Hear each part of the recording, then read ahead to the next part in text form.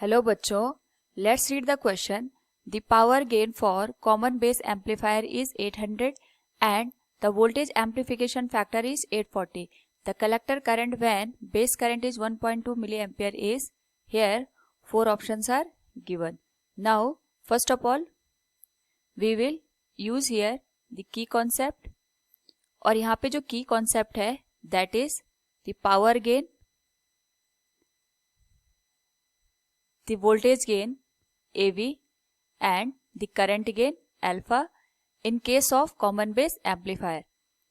First of all, अगर हम यहाँ पे जो common base amplifier होता है उसके लिए power gain की बात करें तो power gain will be AP और it is the multiplication of voltage gain with current gain.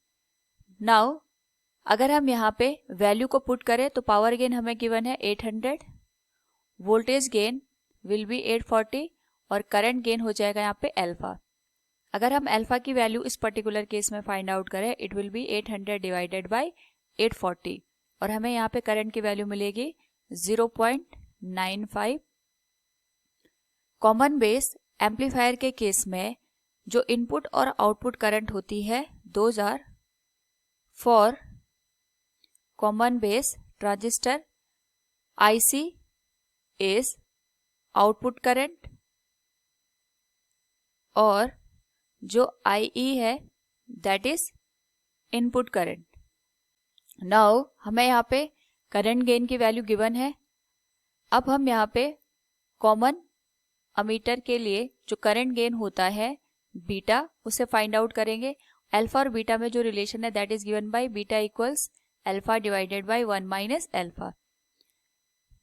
तो ये वैल्यू हो जाएगी 0.95 डिवाइडेड बाय 1 माइनस 0.95 और हमें यहाँ से जो करंट गेन है that will be obtained as 20. तो जो बीटा होता है it is a ratio of output and input current in case of common emitter. और अगर हम इस वैल्यू को यहाँ पे देखें तो आउटपुट करंट IC हो जाएगी और इनपुट करंट यहाँ पे हो जाएगी base current that is 1.2 milliampere. हमें बीटा की वैल्यू गिवन है 20, so this value become 1.2 into 10⁻³ solve करने पे IC की वैल्यू हो जाएगी 1.2 इंटू 20 24 मिली एम्पियर.